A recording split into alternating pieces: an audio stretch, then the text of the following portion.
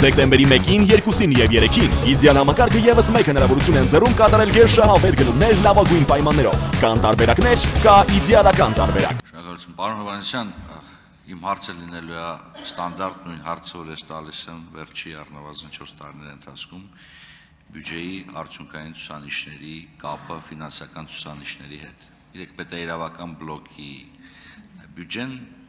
շատ ժողովրդական լեզվով ասեմ, ձևավորում է հետևյալ սկզբունքով մոտավորապես 80-ից 90%-ը դա աշխատավարձն է, պահպանության ծախսերն են, ընդհանուր առմամբ։ Հիմա մեր համար շատ կարևոր է հասկանալ հետևյալը, թե կոնկրետ գործառույթ իրականացնելու համար ինչ միջոցներ պետք է հատկացվի այս կամ այն հիմնարկին կամ հաստատությանն։ Որպես կանոն կա մի անջրպետ թվի եւ արդյունքային ցուցանիշների միջև։ Հանուն ճշմարտության պետք է ասեմ, վերջի 4 տարիների ընթացքում էական բարելավում է տեղի ունեցել եւ մենք գրեթե դատարկ տողեր չենք տեսնում արդյունքային ցուցանիշների մեջ։ Բայց այդուհանդերձ, տեսեք, թվայնացում,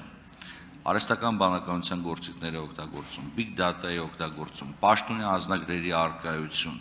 այս ամենը հնարավորություն է տալիս հասկանալ գործառույթը իրականացնելու համար մեզ ինչ որակի, ինչ մասնագետներ են պետք եւ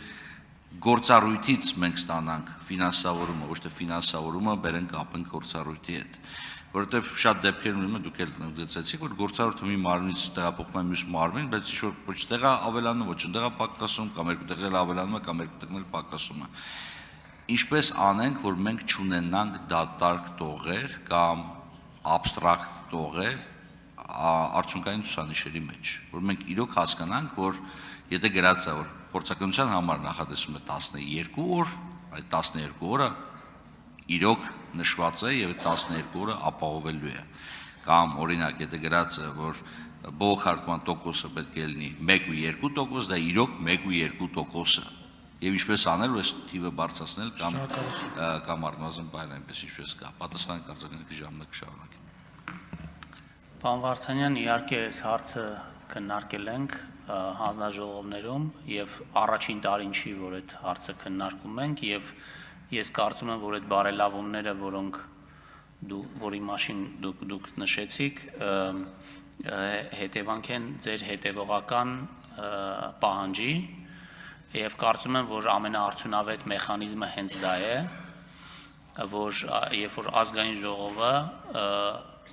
հետևողական պահանջ է ներկայացնում գերատեսչությունների նկատմամբ այդ արդյունքային ցուցանիշները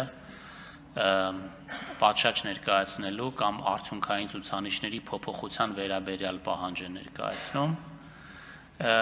Այստեղ մի ուրիշ գործոն էլ կա, որի մասին կուզեի ասեի, մենք երբ որ այս գնահատման համակարգը ներդրում ենք,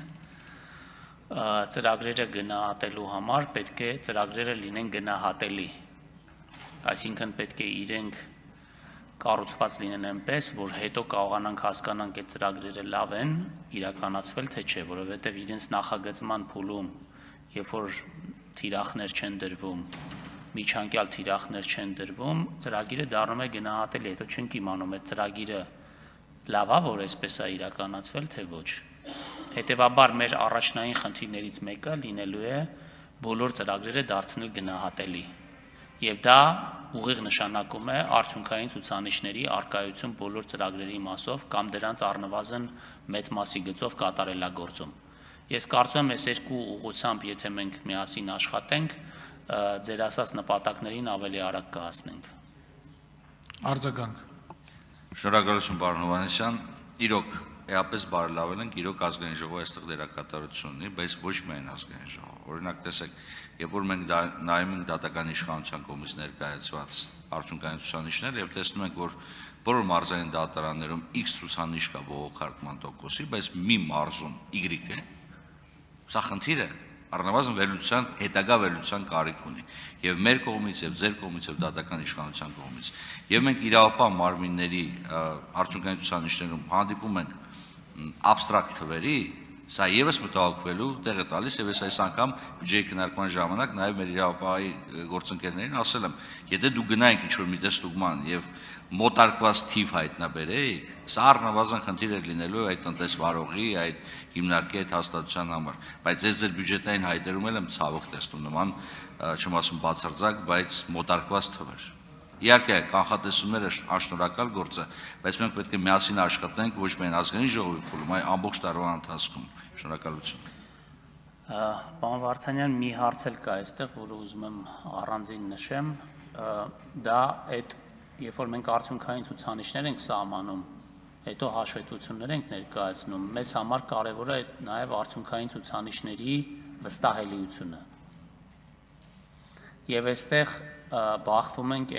այն հանգամանքին, որ ներքին աուդիտի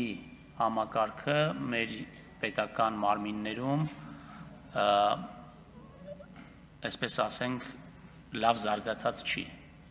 Եվ ֆինանսների նախարարության կարևոր անելիքներից մեկը առաջիկայում այս ուղղությամբ էական քայլեր իրականացնելն է, բայց այստեղ խնդիրը ավելի երկարաժամկետ է, որովհետև մենք ունենք նաև մասնագետների պատշաճ որակավորված մասնագետների պակաս։ Եվ կարծում եմ այս մյուս հարցը նաև ներքին աուդիտի համակարգի ներդրման միջոցով պետք է կարողանանք ավելի հասցեագրել։ Շնորհակալ եմ։